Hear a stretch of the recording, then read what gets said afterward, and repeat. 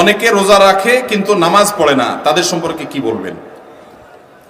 রোজা রাখে কিন্তু নামাজ পড়ে না, এদের সম্পর্কে বলবো তারা লুঙ্গি খুলে পাগড়ি বাঁধছে।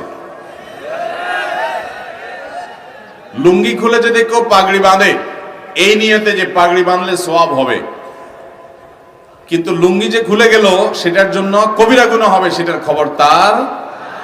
ঠিক একইভাবে রমজানের রোজা রাখলে সওয়াব হবে, ফরজ আদায় হবে, কিন্তু এর চাইতে বড় ফরজ হলো 5 ওয়াক্ত নামাজ। তা আপনি সেটাই যদি বাদ দিয়ে দেন তাহলে এই রোজা রাখলেন, তাহলে এর চাইতে বড়টা বাদ দিয়ে আপনি কম গুরুত্বপূর্ণটা করলেন। ওইটার তুলনায় এটাও ফরজ, কিন্তু ওইটার চাইতে কম গুরুত্বপূর্ণটারে গুরুত্ব দিলেন, আসলটারে গুরুত্ব দিলেন না। আপনি পাগড়ি পরার গুরুত্ব বুঝলেন কিন্তু লুঙ্গি পরার গুরুত্বটা বুঝলেন না। আল্লাহ আমাদেরকে লুঙ্গি পরার গুরুত্ব বুঝার তৌফিক দান করুন, নামাজের গুরুত্ব বুঝার তৌফিক দান করুন।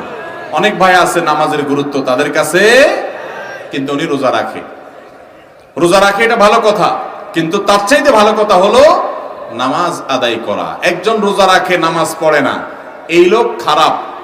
কিন্তু আরেকজন নামাজ পড়ে রোজা রাখে না, সেই লোকটা এই প্রথম লোকটার চাইতে কম খারাপ। কারণ হলো সে আসল সবচেয়ে বেশি জরুরিটা করে, নামাজটা পড়ে, রোজা রাখে না, সে খারাপ, একটা হারাম কাজ করে, ফরজ তরক করে। কিন্তু আরেকজন নামাজই পড়ে না, রোজা রাখে, এই লোকটা ওই লোকটার চাইতে অধম। আল্লাহ আমাদেরকে নামাজের গুরুত্ব বুঝার তৌফিক দান করুন।